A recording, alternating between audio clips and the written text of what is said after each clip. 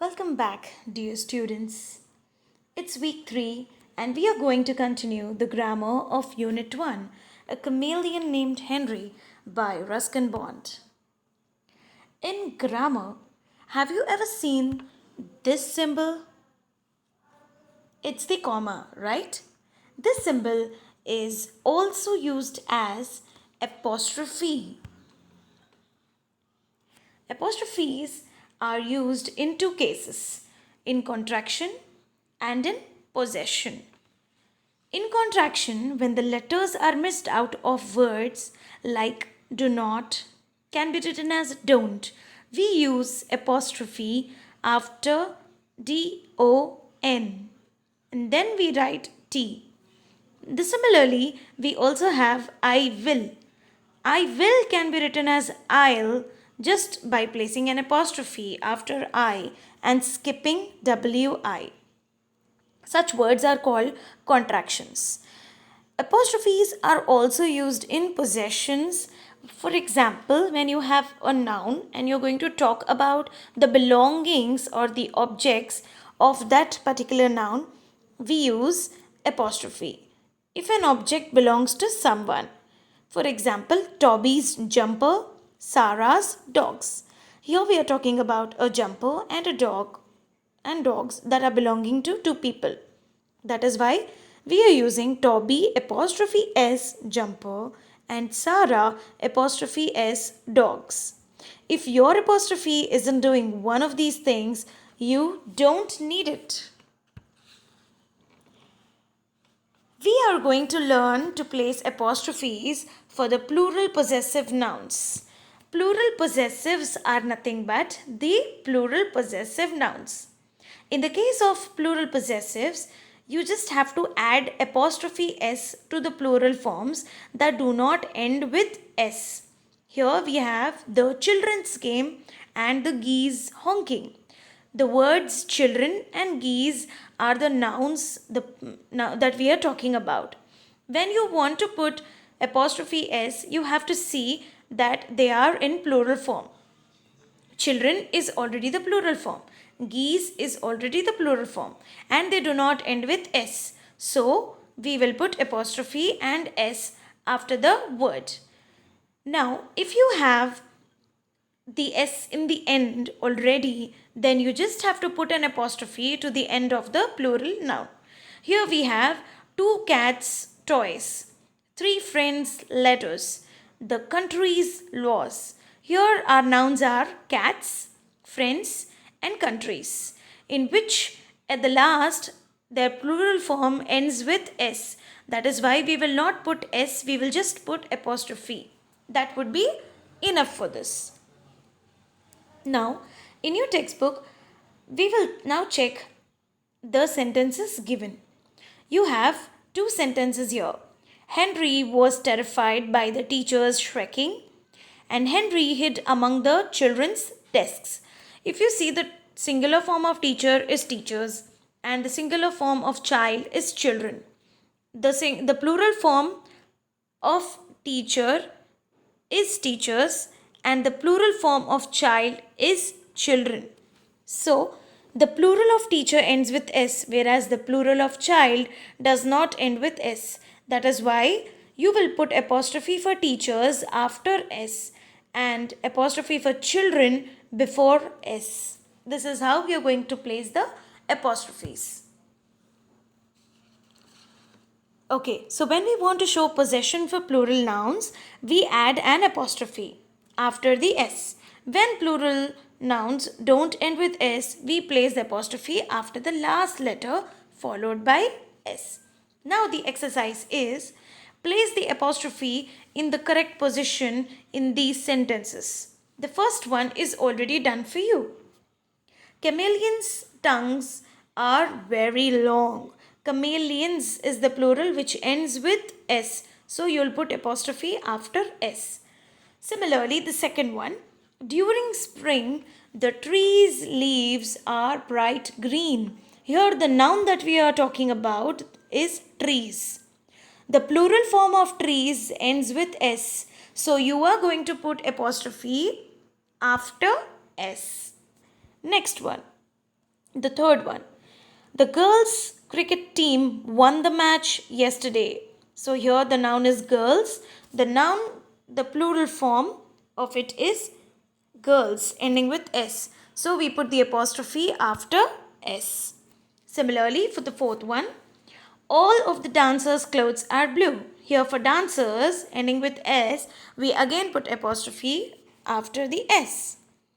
Fifth one, the cattle's bells jingled when they moved. Here, the cattle, plural of cattle is cattle itself. So, we put apostrophe S after the word cattle. So, here the apostrophe would come before S. Sixth one, the section for women's clothes is on the other side. Here, the noun is women's. Women is already the plural form. So, we put apostrophe before S. Now, moving on to the next one, vocabulary. Here we are going to learn affixes. As you know, there are two types of affixes, that is prefix and suffix. Prefix are nothing but the group of letters that are placed before the root word. Suffix are the letters, group of letters that are placed after the root word. Both of these are used to change the meaning of the root word. Here we have unacceptable as the whole word. Un is the prefix added to accept and able is the suffix added to the word accept. By adding prefix and suffix, we get a new meaning to the word. In this unit, we are going to learn suffixes. Here are a few examples of suffixes. Stop. Stop is suffixed by the word ed. Stopped. Similar way, shame. Ful, full is the suffix. Shameful. Lovely. Ly. Similarly, the other examples. We are going to learn the usage of the word less in suffixes. Here are some words with suffix less: useless, helpless, fearless, colorless, brainless, heartless, thoughtless, thankless. All these words change the meaning once you add the suffix less. Here we have the sentence. Read this sentence. But he was a harmless fellow. The sentence is taken from your lesson. Harmless is the suffix. Less is the suffix that is added to the word harmless. In this sentence above, the suffix less has been added to the word harm to make a new word. A suffix, as we discussed, is a group of letters that we add to the end of a word to change its meaning. Here you have the exercises in which you have to add the correct word. Already with the suffixes, there are some group of words given in that purple box. So you have to fill the blanks with the correct word. First one is already done for you. The snake lay motionless to catch its prey. Now moving on to the second one. Although the peasants lost all their crops in the floods, the dash king forced them to pay their taxes. Here the king is being shown very rude and very heartless. So the word heartless suits better here. So we fill the blank with heartless. Third one. At the end of the day, the children grew dash as they waited for the bell to ring. Here the children are having no patience. They are waiting for something. So they are restless. Fourth one. The key is dash now that the lock is broken. So once the lock is broken, there is no use of key. The key becomes useless. Fifth one. When we gave the orphans sweets, the happiness on their faces was dash. Something which cannot be paid or something which you cannot gain through it. That is priceless. So priceless is the best word that suits here. Next one. How dash of you to leave your handbag open. So what suits here? Something which is careless. So the word careless.